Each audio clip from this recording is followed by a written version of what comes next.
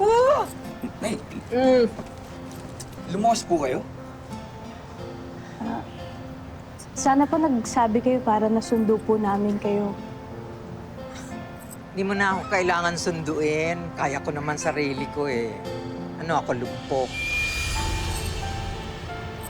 Nay, huwag naman po mainit yung ulo nyo. Hindi namang ibang tao sa inyo si Naning. Oo naman. Talaga, pagagalitan mo pa ako. Ikaw na nga lang binisita ko dito eh. Pagod lang ako. Gamit ko ha.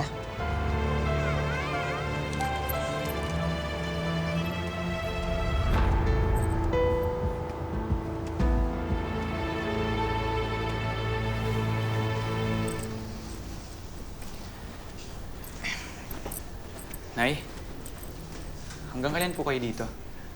Hanggang katapusan. Hanggang katapusan? Nay, kakasimula pa lang ng buwan ah. Oh, bakit naman? Rod naman, ayaw mo ba ako makasama? Yung kasing inuupahan ko eh, nagtaas na naman ng renta. Kaya umalis na muna ako dun. O baka naman itong asawa mo ang may ayaw. Ayaw mo ba ako makita ha, Naning?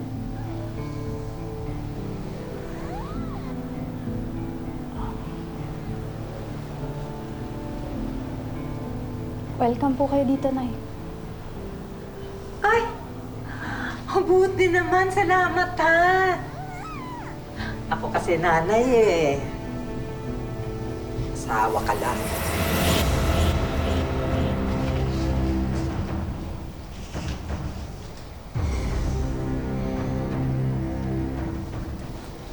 Mahal, pasensya ka na.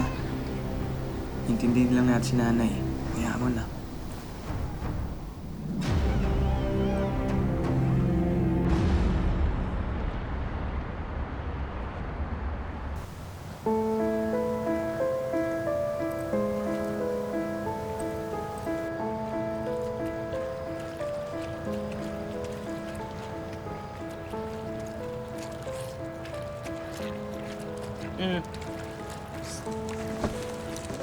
Unahin mo na to, ha?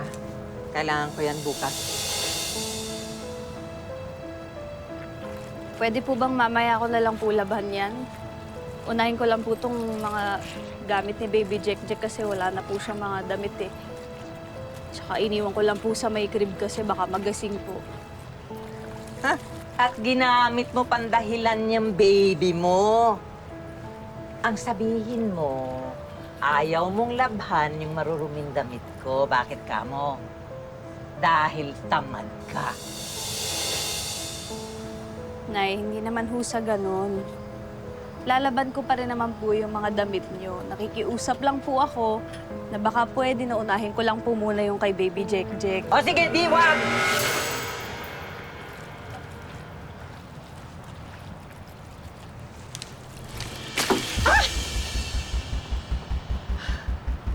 Hindi naman ho. Uulitin ko na naman ho itong nilabang ko. Sorry naman, di ko naman sinasadya eh. Siguro, karma lang ang tawag dyan. Kasi ang sama-sama ng ugali mo eh. Ko, hindi ko talaga maintindihan kung ano nakita ng anak ko sa'yo. Nay, pwede ho ba? Ayoko ho ng gulo. Eh ako gusto ko!